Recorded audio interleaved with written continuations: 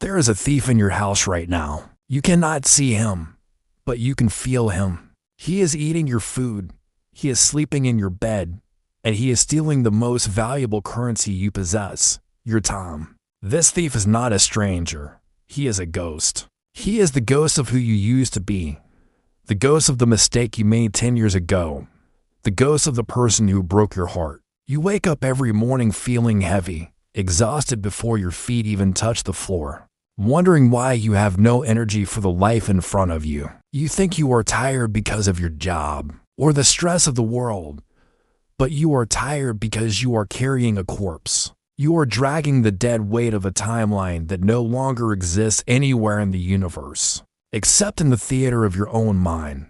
You have clicked on this video because you are ready to put the heavy bag down. But be warned, the mind clings to its burdens because they feel safe. They feel familiar. To let go is to step into the unknown, and the unknown is where the ego is terrified to go. But the unknown is also the only place where you can be free. What we are about to do in this session is not just a discussion. It is a surgical procedure for the soul. We are going to cut the energetic cords that tether you to a dead past. We are going to reclaim the energy you have left stranded in yesterday so that you can use it to build a magnificent today. Do not turn away. The relief you are seeking is hidden in the very thing you are afraid to release. Let us begin by understanding the physics of this invisible burden. Imagine you are holding a glass of water. It is not heavy. You can hold it easily for a minute. It seems insignificant. But if you hold it for an hour, your arm begins to ache. If you hold it for a day, your arm will go numb and feel paralyzed. The weight of the water has not changed, but the longer you hold it, the heavier it becomes. Your past is the glass of water. The pain of that betrayal, the sting of that failure, the shame of that moment. It was manageable when it happened. But you have been holding your arm out for years. You have locked your muscles in a permanent state of contraction.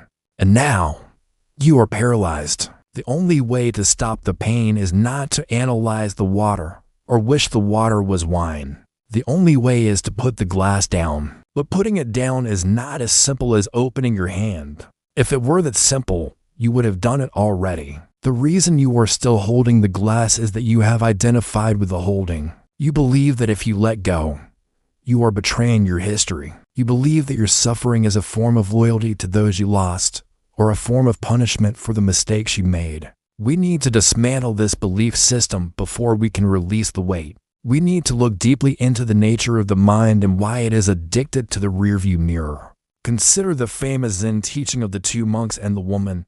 This story is often told quickly, but we must slow it down to truly understand the psychology of attachment. Two monks, an older master and a young novice, were traveling together on a pilgrimage. It had been raining heavily, and the trails were muddy. They arrived at a river that was swollen with the rains, the current moving fast and dangerously.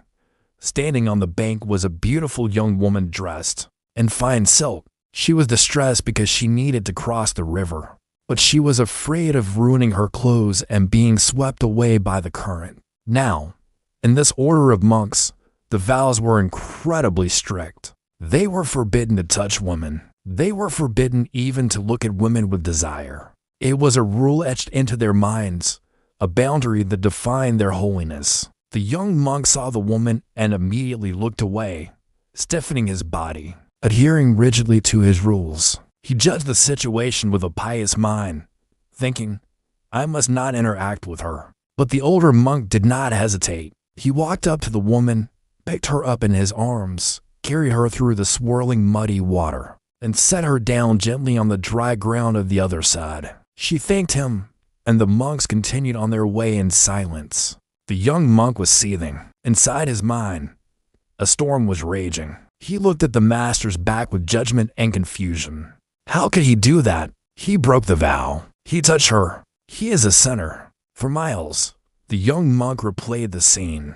He imagined the master being punished. He imagined his own moral superiority. The mud on the road seemed to get thicker, the air heavier. Finally, after 3 hours of walking in this agitated silence, he couldn't take it anymore. He exploded. Master, how could you do that? We are monks. We have taken a sacred vow. It is a sin to touch a woman. How could you carry her? The old master stopped walking. He turned and looked at the young monk with infinite compassion and a slight smile. He said, "Brother, I put the woman down 3 hours ago at the river. Why are you still carrying her?" This question echoes through the centuries to reach you right now. The master performed the action. He carried the woman, but he did not attach to it. It was a necessary act in the present moment, an act of kindness. And once it was over, it was over. He left the woman at the river. The young monk, who physically never touched her, carried her in his mind for 3 hours. He carried the weight of her, the weight of the judgment, the weight of the rule book. He was exhausted by a woman who wasn't even there. You are the young monk. We are all the young monk. How many people are you carrying today? How many conversations from last week are you still replaying in the shower, thinking of the perfect comeback you didn't say? How many ex-partners are you still arguing within your head?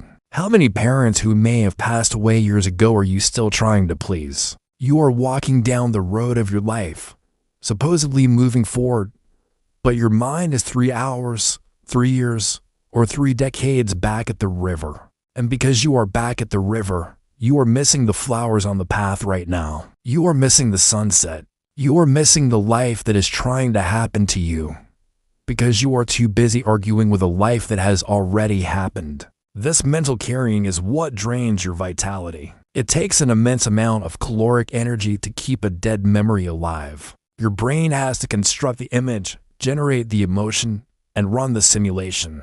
It is like running a high-intensity video game in the background of your computer. While trying to write a document, the computer slows down.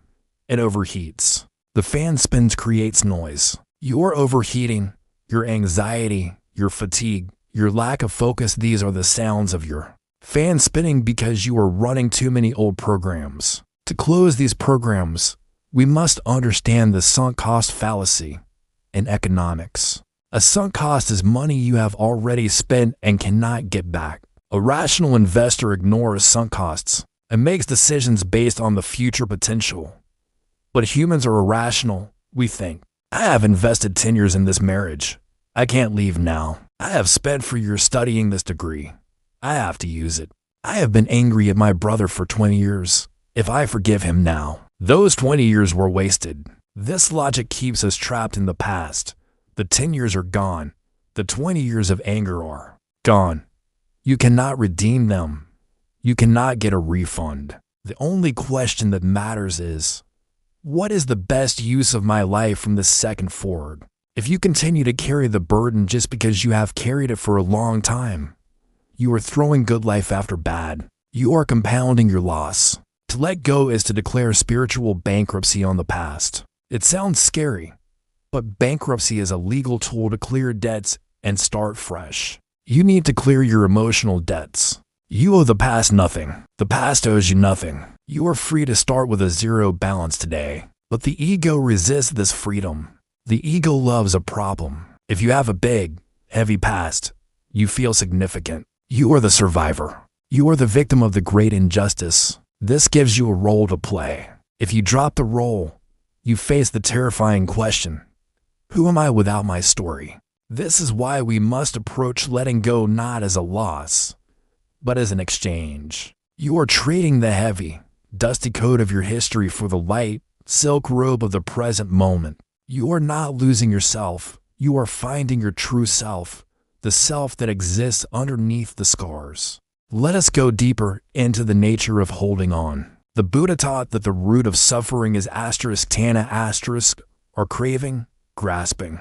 We grasp at pleasant experiences, trying to make them permanent. And we grasp at unpleasant experiences, replaying them in an attempt to control them.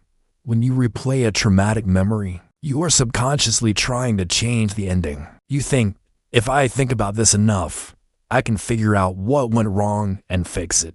But you cannot fix a movie that has already been filmed. The film is in the can. The actors have gone home. The practice of mindfulness is the art of watching the movie without jumping into the screen. When a memory arises, you label it, remembering, sadness.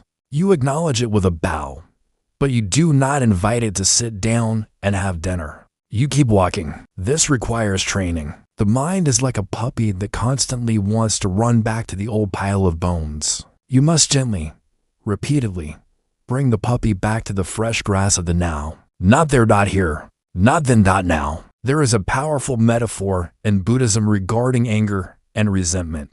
Holding on to anger is like grasping a hot coal with the intent of throwing it at someone else. You are the one who gets burned.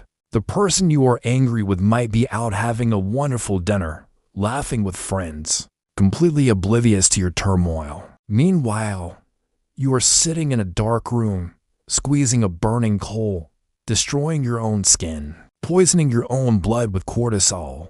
Who is being punished? Forgiveness is not about the other person. It is not about saying what they did was okay. It is not about reconciling with them or inviting them back into your life. Forgiveness is a selfish act in the best possible sense. It is the decision that you are too valuable to be destroyed by a hot coal. It is the decision to drop the coal so your hand can heal. You forgive them not to set them free, but to set yourself free. Imagine you are in a prison cell. You are furious at the guard. You scream at him every day. You hate him. But notice, as long as you are screaming at the guard, you are standing at the bars. You are fixated on the lock. You are still in the prison. Forgiveness is turning away from the bars, noticing that the back door of the cell has been open the whole time, and walking out into the garden. You leave the guard behind. You leave the justice system behind. You choose the garden. But what about the guilt we carry for our own mistakes?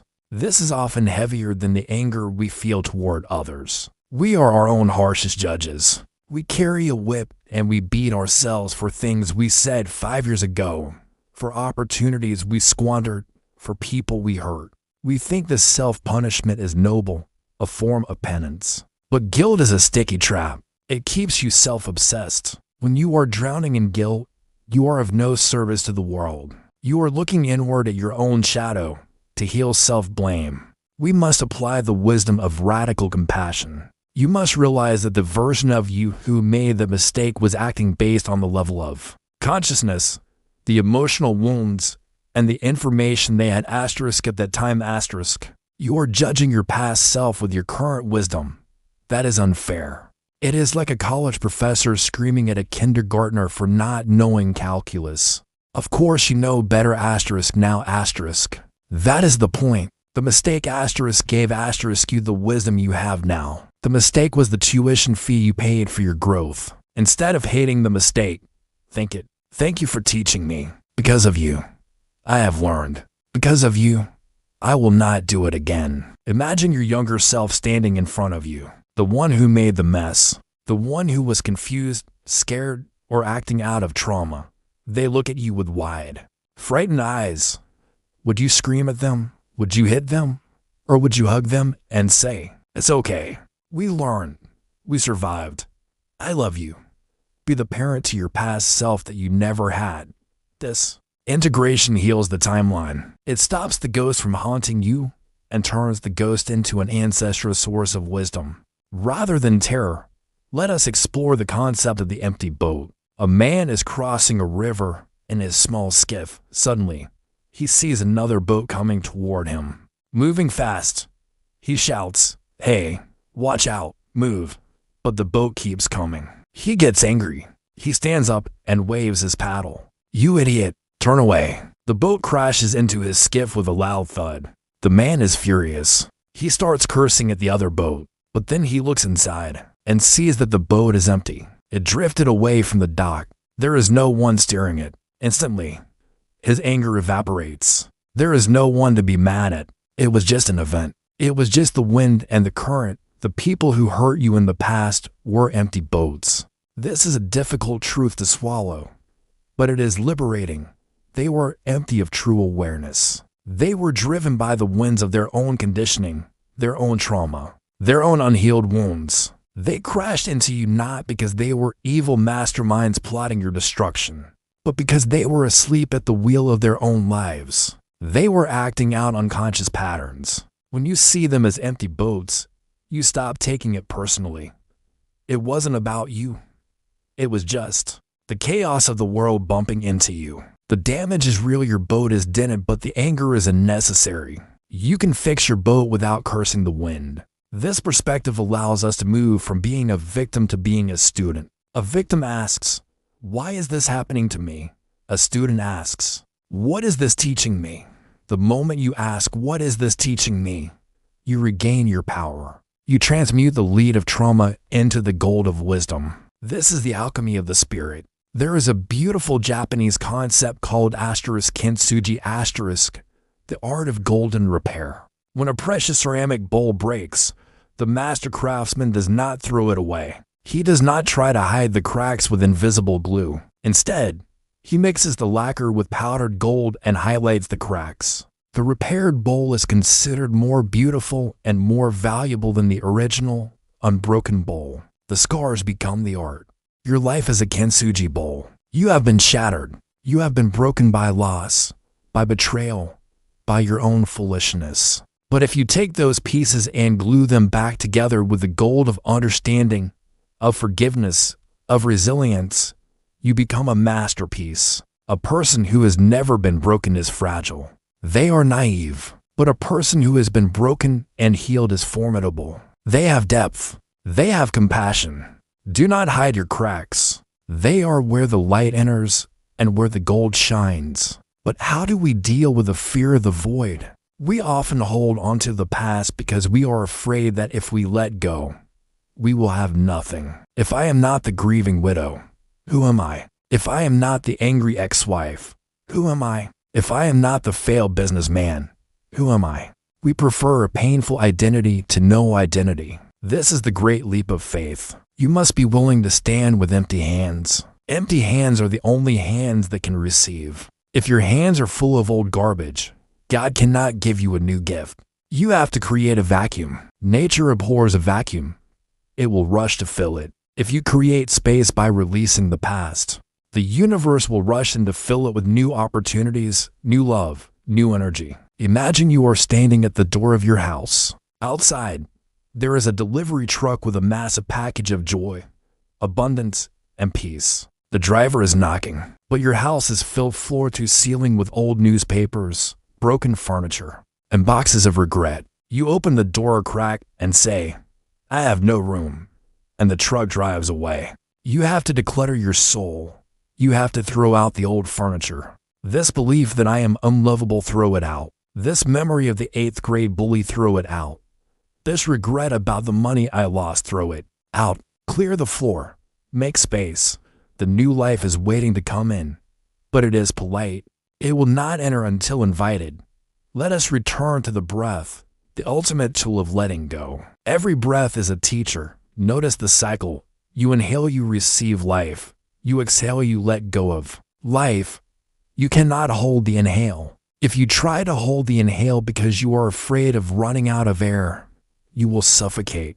You must exhale to live. You must let go to live. Life is a series of exhales. We exhale childhood to become adolescents. We exhale youth to become adults. We exhale the single life to become partners. We exhale our parents when they die. Eventually, we will exhale this body. If you fight the exhale, you fight the flow of life. Practice the great exhale. Take a deep breath in, gathering all the tension, all the memories, all the heaviness. And then, with an audible sigh, let it all out. Asterisk, feel the shoulders drop. Feel the chest soften. In that space at the bottom of the exhale, before the next inhale comes, there is a moment of pure silence. That silence is who you really are. You are not the breath. You are the witness of the breath. As we go deeper into this journey, we must confront the illusion of permanence. We suffer because we want things to last forever. We want the honeymoon phase to last forever. We want our bodies to stay young forever. But the law of the universe is impermanence. Everything that arises must pass away. The flower blooms, and then it withers. The sun rises, and then it sets. When we fight impermanence, we are fighting reality. We are trying to freeze a river. It is exhausting and futile. Wisdom is relaxing into the flow of change. It is enjoying the flower while it blooms and letting it go when it wilts, knowing that another flower will come. Your past was a season. It had its storms, its sun, its harvest. But the season has turned. It is winter now, or perhaps it is spring. To wear a summer coat in the winter is foolish. To wear a winter coat in the summer is suffocating. Dress for the season you are in. Look at your life right now, not the life you had 5 years ago. The life asterisk right now asterisk. What is present? Maybe it is quieter. Maybe it is simpler. Maybe it is lonely, but it is real. The past is a dream. The future is a fantasy. Only this moment is real. Can you fall in love with reality? It is said that pain is inevitable, but suffering is optional. Pain is the first arrow. Suffering is the second arrow, the story we tell about the pain. Why me? It's not fair. It shouldn't have happened. This commentary is what kills us. When you drop the commentary, the pain is just energy. It is intense, yes, but it is moving. It is the story that freezes the pain into trauma. Stop telling the story. This is the hardest part.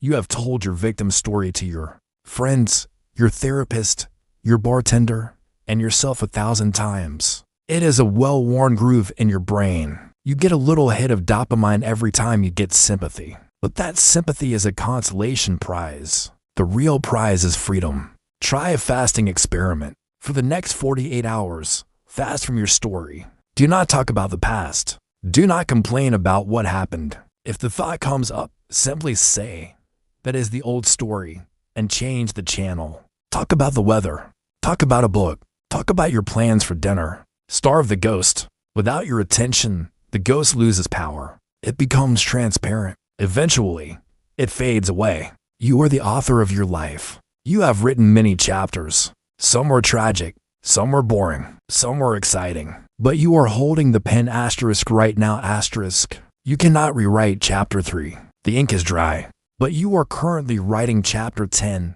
If you spend all your time rereading chapter 3, you are not writing chapter 10.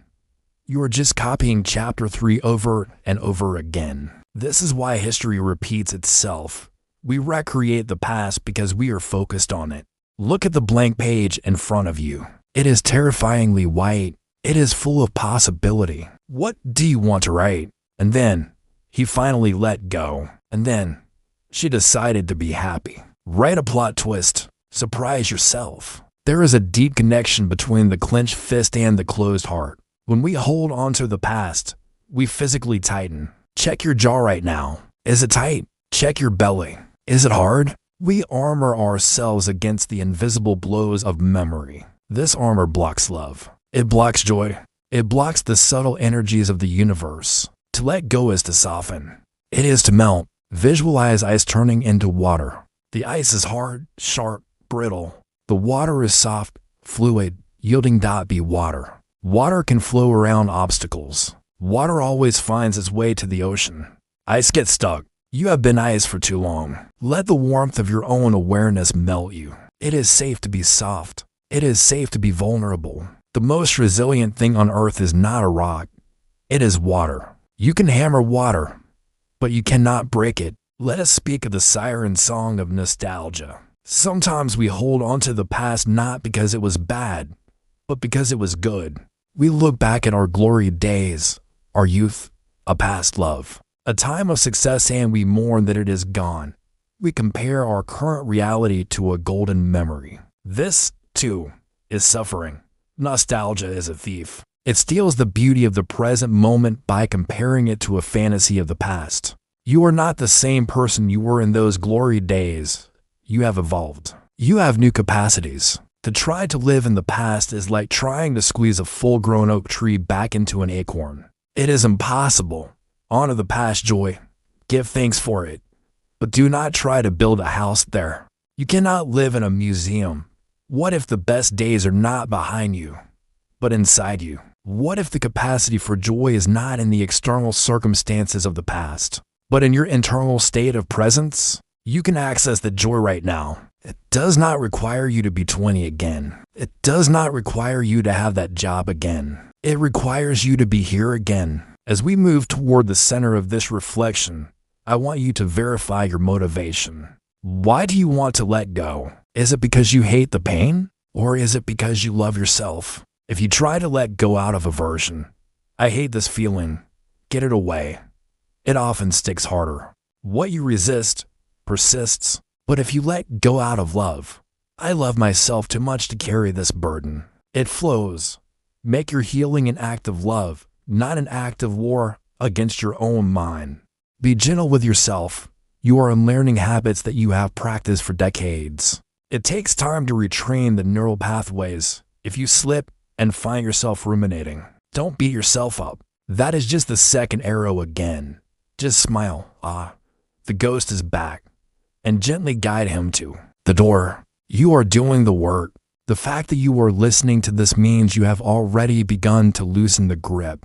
The knot is not as tight as it was 10 minutes ago. Feel that loosening. Breathe into it. There is a vast, open sky above the clouds of your history. The clouds are dark and heavy, but they are not the sky. They are just weather. You are the sky. You have forgotten you are the sky because you have been staring at the clouds for so long. Look up. See the blue. It is vast. It is empty. It is free. That is your mind. That is your true nature. We are going to continue this process of unraveling. We are going to go deeper into the specific tools of release. But know this, the heavy lifting is already done. The moment you decided to let go, the universe began to conspire to help you. The gravity of grace is pulling the burden off your back. Lean into that grace. Let it carry you. You don't have to do this alone. We are walking this path together. Every step you take away from the past is a step toward your true home. Keep walking. And as you keep walking away from the river of your history, you will inevitably encounter what the Buddha called the second arrow. This is a crucial distinction that will save years of unnecessary suffering. The Buddha taught that in life, we cannot avoid the first arrow. The first arrow is the actual event of pain. It is the loss of the job, the end of the relationship, the insult from a friend, or the physical injury. This arrow strikes us, and it hurts. It is part of the human condition. As long as you have a body and a heart, you will be struck by first arrows. But the vast majority of our misery comes from the second arrow. The second arrow is our reaction to the first. It is the story we tell ourselves about the pain. It is the self-blame, the why me, the it shouldn't be this way, the endless replay of the event in our minds. The first arrow strikes once. The second arrow strikes 1,000 times. We shoot ourselves with the second arrow every time we dwell on the past. The first arrow caused a wound. The second arrow keeps the wound infected. Letting go of the past means putting down the bow. You cannot remove the first arrow, it has already hit its mark. The event happened, but you can stop shooting the second arrow. You can stop compounding your pain. When you feel the ache of a memory, simply say, "This is pain." Do not add, "and it's my fault," or "and I will never be happy again." Just, "This is pain." When you strip away the narrative, the pain becomes manageable. It becomes a sensation, not a sentence. This brings us to the profound Japanese concept of kintsugi *, the art of golden repair. In the West, when a bowl breaks, we throw it away or we try to glue it back together so the cracks don't show. We are ashamed of the damage. But in the Zen tradition of kintsugi *, the master craftsman takes the broken shards and rejoins them with a lacquer mixed with powdered gold. The cracks are not hidden, they are highlighted.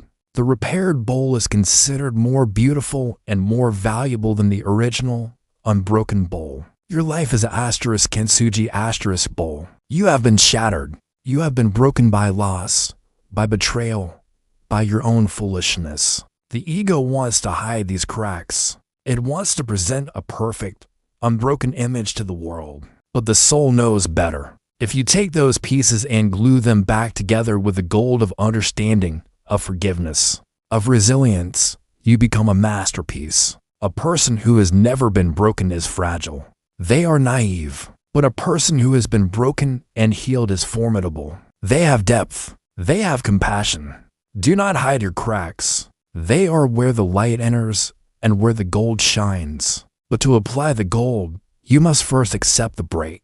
You cannot heal what you do not acknowledge. We often live in denial, painting over our history with a coat of fake positivity. I'm fine.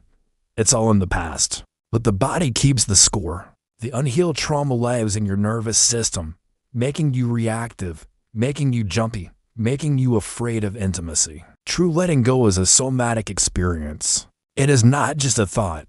It is a physical release. I want you to check your body right now. Where are you holding the past? Is your jaw clenched, holding back words you wished you had said? Is your chest tight, protecting your heart from a phantom attack? Is your stomach in knots, digesting an old fear? These physical tensions are the armor you built to survive yesterday. But the war is over. You are standing on a peaceful field, wearing heavy armor that is crushing you. Take a deep breath into that tight spot. Visualize the breath as a warm, golden oil, lubricating the rusty hinges of your armor. As you exhale, imagine the armor falling off, piece by piece, clang, clang, clang. You are defenseless, yes, but you are also light. You are mobile. You can dance. You cannot dance in armor. We must also confront the identity of the victim. This is the hardest part of letting go, because being a victim gives us a strange kind of power. It gives us the moral high ground. I was wrong, therefore I am innocent, and they are guilty. This identity protects us from taking responsibility for our own happiness. As long as you are the victim, your misery is someone else's fault. You are waiting for them to apologize, to fix it, to pay you back. But what if they never pay you back? What if they are dead, or gone, or simply don't care? Are you going to wait in the waiting room of victimhood for the rest of your life? The price of that ticket is your joy. To let go is to resign from the position of chief victim. It is to say, yes, they hurt me. That is a fact. But I will not let them define me. I am not what happened to me. I am what I choose to become. This leads us to the difficult work of forgiveness. We misunderstand forgiveness. We think it is a gift we give to the person who hurt us. We think it means saying, what you did is okay. It is not. Forgiveness is a selfish act in the best possible sense. It is the realization that holding onto resentment is like swallowing poison and expecting the other person to die. Imagine you are a jailer. You have locked the person who hurt you in a cell inside your heart. You stand guard outside the door, making sure they don't escape, making sure they are punished. But look closely. To keep them in the cell, you have to stay by the door. You are just as trapped as they are. You cannot go out and live your life because you are busy guarding the prisoner. Forgiveness is unlocking the door, letting them go, and then most importantly, walking out of the prison yourself. You don't have to like them. You don't have to trust them. You just have to evict them from your heart so you can use that space for something better.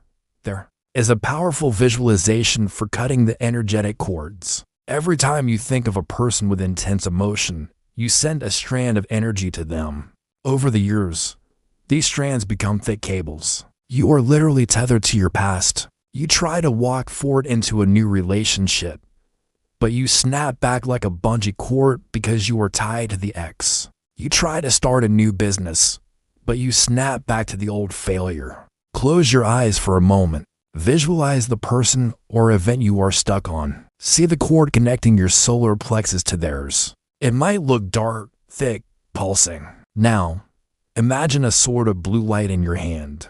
A sword of truth. With one swift motion, cut the cord, */. Watch the end snap back. Seal your own energy field with golden light. Give their energy back to them. Take your energy back to you. Say, I release you. I release me. We are free.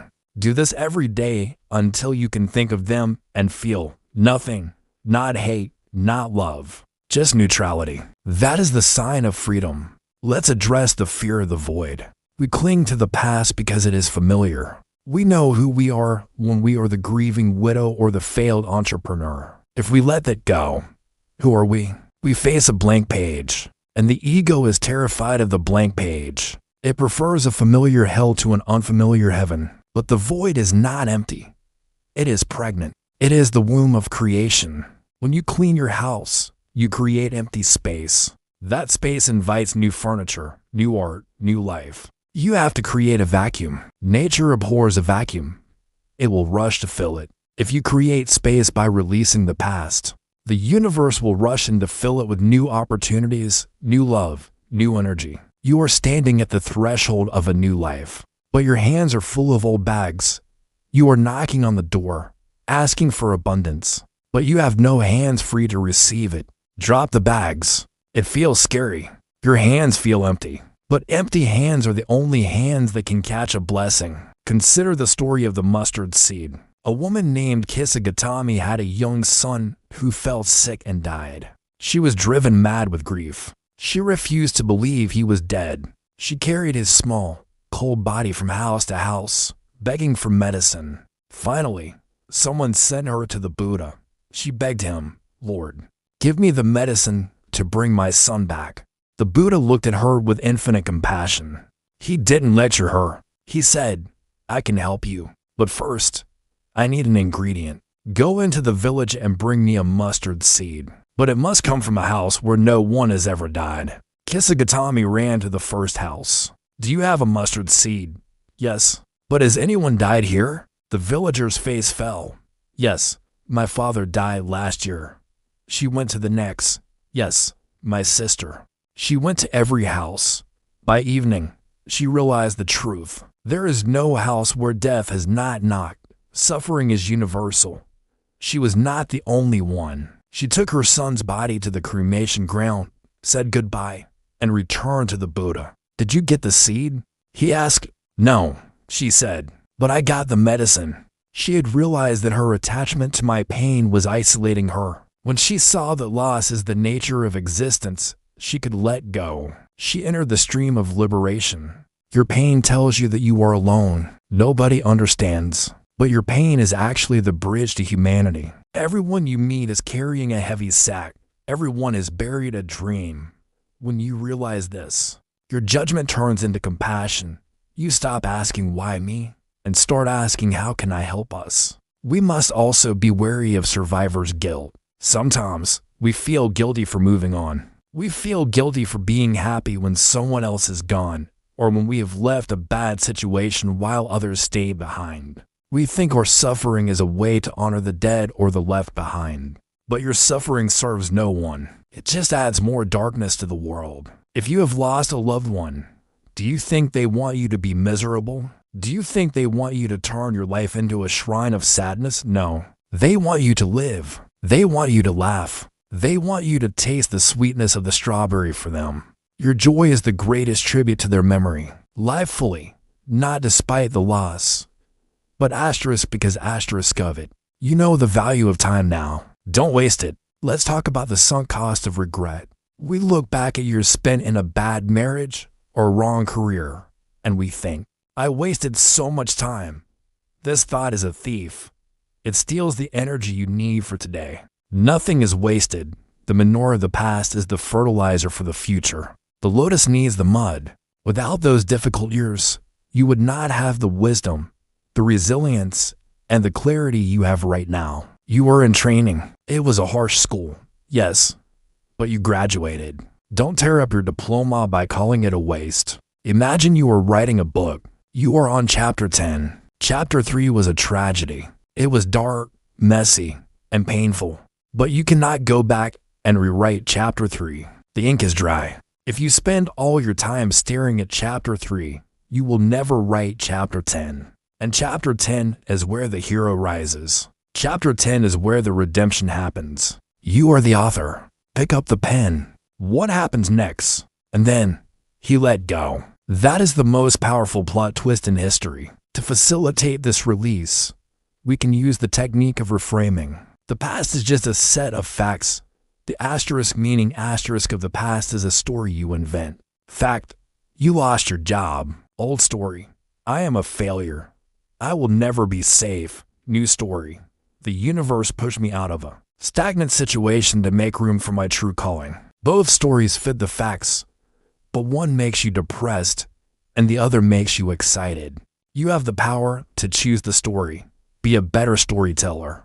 There is a Zen saying, when you walk, just walk. When you eat, just eat. This is the antidote to the haunting. When you are eating, But thinking about 1999, you are a ghost. You are not inhabiting your body. Ground yourself in the senses. Feel the weight of the fort. Taste the lemon. Feel the wind. The senses are always in the now. They are your anchors. When the ghosts come, touch something real. I am here. This table is real. The past is smoke. As we move toward the final phase of this session, I want to invite you to do something radical. I want you to forgive yourself. We are often our own harshest jailers. We beat ourselves up for things we didn't know back then. I should have seen the signs. I shouldn't have said that. Listen closely. You did the best you could with the consciousness you had at the time. You cannot judge your past self with your current wisdom. That is unfair. The mistake you made gave you the wisdom you have now. Instead of hating the mistake, think it. It was your teacher. Visualize your younger self, the one who made the mistake, the one who was hurt. They look scared. They look sorry. Would you scream at them? Would you beat them? No. You would hug them. You would say, "It's okay. We learned. We survived. I've got it from here." Be the parent to your past self. Integrate them. When you stop fighting yourself, you become whole. You are a river, not a pond. Ponds hold on to water. They get stagnant. Rivers flow. They stay fresh. To be a river, you must let the water move. You cannot hold on to a specific drop of water and say, "This is mine." It flows by. The joy flows by. The pain flows by. The success flows by. The failure flows by. Stand on the bank and watch it all. You are the witness. You are the consciousness that sees the river. You are not the debris floating in it. Now, I want to invite you to take a definitive step. If this message is resonating with you, if you feel the weight lifting, this is your sign that you are ready for a new chapter. By subscribing to this channel, you are not just clicking a button. You are signaling to your own subconscious that you are committed to this path of peace. You are joining a community of souls who are all doing the brave work of letting go. We are walking each other home. Join us. Let this be the place where you come to set your burdens down. Let us prepare for the final release. I want you to visualize a heavy, gray coat that you have been wearing for years. It is woven from your regrets, your grudges, your what-ifs. It is dusty and moth-eaten. It smells of old tears. Now, visualize yourself standing in front of a warm, crackling fire. Slowly, consciously, take the coat off. Unbutton the resentment. Unzip the guilt. Slide it off your shoulders. Feel the cool air on your skin. Feel how light your body is. Now, throw the coat into the fire. Watch it burn. Watch the smoke rise and disappear into the vast night sky. The energy is transmuted. It is gone. You are naked in the present moment. You are new. Every morning is a reincarnation. You wake up, and for a few seconds, you don't remember your problems. You are just pure awareness. Then, the download starts. I am sad. I am broke. I am lonely. Catch that moment. Interrupt the download. No. Today. I am new. Today. I choose who I am. Don't install the old software. Install the upgrade. The past is a foreign country. You don't live there anymore. You don't have a visa. Stop trying to cross the border. Live here. The fruit is fresh here. The sun is warm here. The people are alive here. You are alive here. Feel your heart beating. Thump, thump, thump, thump. That is the rhythm of the universe. It is the drumbeat of life. March to the drum. Not the funeral march of yesterday. March to the drum of now. Open your hands. Turn your palms up. Say it with me, silently or aloud. I let go. I let go. I am free. The door is open. The sun is shining. The road is clear. Walk forward. Don't look back. You are not going that way. And as you march to the drum, leaving the funeral march of the past behind, you will inevitably encounter a subtle trap. It is the trap of distinguishing between pain and suffering. This is a crucial distinction in Buddhist psychology, often illustrated by the teaching of the second arrow. The Buddha taught that in life, we cannot avoid the first arrow. The first arrow is the actual event of pain. It is the loss of the job, the end of the relationship, the insult from a friend, or the physical injury. This arrow strikes us, and it hurts. It is part of the human condition. As long as you have a body and a heart, you will be struck by first arrows. But the vast majority of our misery comes from the second arrow. The second arrow is our reaction to the first. It is the story we tell ourselves about the pain. It is the self-blame, the why me, that it shouldn't be this way. The endless replay of the event in our minds. The first arrow strikes once. The second arrow strikes 1,000 times. We shoot ourselves with the second arrow every time we dwell on the past.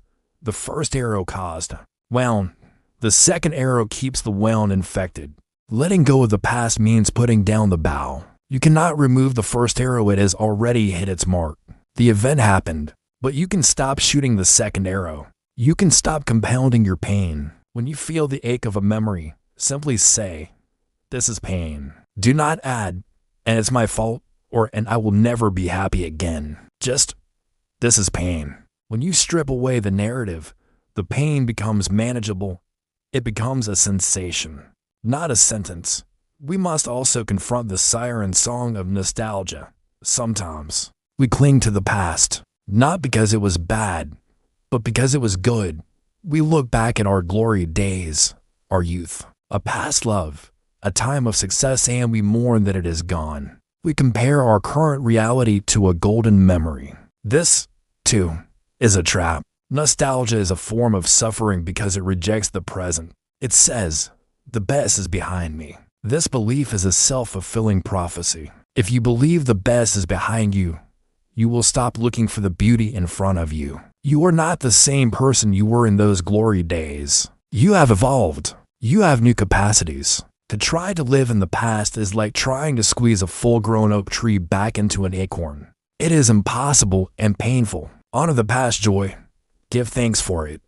But do not try to build a house there. You cannot live in a museum. Museums are for visiting, not for inhabiting. Let us explore the concept of kintsugi, the Japanese art of golden repair. When a precious ceramic bowl breaks, the master craftsman does not throw it away. He does not try to hide the cracks. Instead, he repairs the bowl using a lacquer mixed with powdered gold. The result is a bowl that is even more beautiful and valuable than the original. The cracks are highlighted in gold.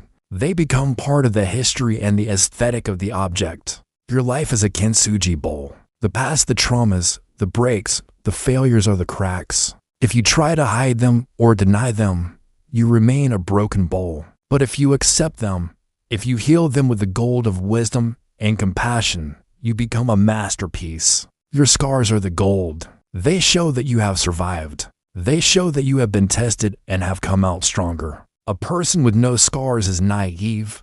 A person with gold-filled scars is wise. Wear your history like gold. It is your unique design. There is a story of a fierce bandit named Angulimala who lived during the time of the Buddha. He was a murderer, feared by everyone. He wore a garland of fingers taken from his victims. He had killed 999 people and needed one more to complete his 1,000. He saw the Buddha walking calmly in the forest and ran after him with his sword drawn. But no matter how fast Angulimala ran, he could not catch up to the walking Buddha. Finally, exhausted, he screamed, "Stop, monk, stop." The Buddha turned and said, "I have stopped, Angulimala. I stopped hurting living beings a long time ago. It is you who are running." These words struck the bandit like lightning.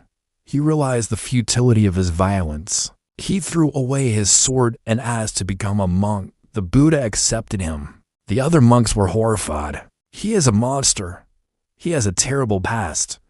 But the Buddha knew that the past does not define the potential of the soul. Angulimala became a monk. He had to face the anger of the villagers. He was stoned and beaten when he went for alms. But he accepted it as the ripening of his karma. He did not react. He eventually became an enlightened saint. If a murderer can let go of such a heavy past and find peace, surely you can let go of yours. There is no sin too great, no mistake too deep, that it cannot be washed away by the waters of transformation.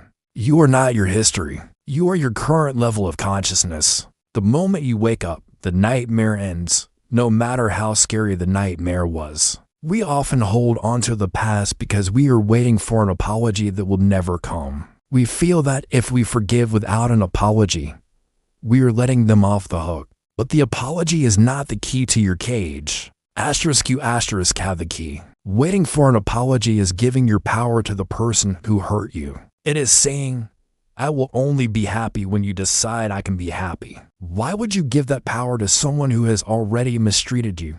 Take your power back. Declare your own freedom. I don't need your apology to heal. My healing is my responsibility. This leads us to the practice of Ho'oponopono, a Hawaiian forgiveness ritual that aligns perfectly with Buddhist principles. It involves repeating for phrases, I am sorry. Please forgive me. Thank you. I love you. You can say this to the person who hurt you in your mind or to yourself. I am sorry for the part one played or for carrying this pain for so long.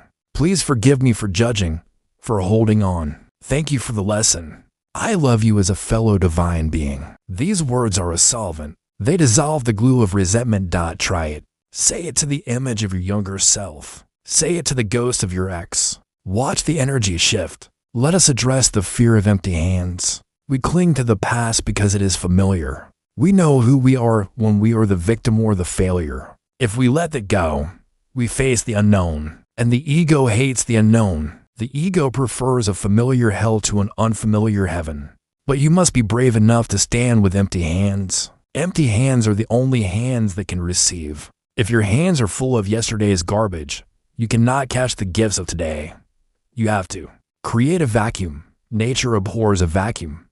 It will rush to fill it. If you create space by releasing the past, the universe will rush in to fill it with new opportunities, new love, new energy. Trust the void. The void is not nothing. It is the space of potential. Imagine you are a gardener. Your mind is a garden. The past regrets are weeds. They are choking the flowers. You have been watering the weeds by thinking about them. Look at this big ugly weed. I hate it.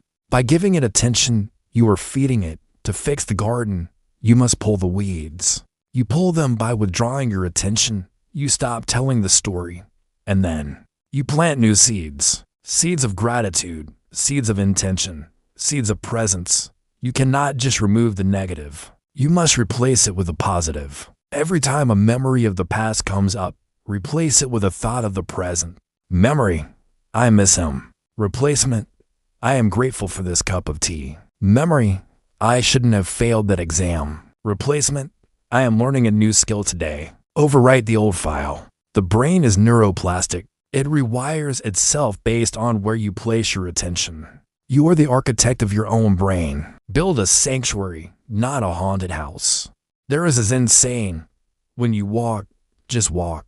When you eat, just eat. This is the antidote to living in the past. When you are eating, but thinking about 1999, you are not eating. You are a ghost. Inhabit your body. Feel the texture of the food. Feel the temperature of the air. The senses are always in the now. Use them as anchors. When you feel yourself drifting back into the fog of memory, touch something. Literally. Touch the table. Touch your own arm. Say, I am here. Ground yourself. The past is a dream. The table is real. Choose the real. We also need to talk about survivor's guilt. Sometimes, we feel guilty for moving on. We feel guilty for being happy when someone else is gone or when others are suffering. We think our suffering is a way to honor the dead or the left behind. But your suffering serves no one. It adds more darkness to the world. The best way to honor those you have lost is to live fully, to be a beacon of light, to live the life they couldn't. If you have a loved one who has passed away, do you think they want you to be miserable? Do you think they want you to spend the rest of your life crying in a dark room? No. They want you to laugh. They want you to love. They want you to taste the sweetness of life for them.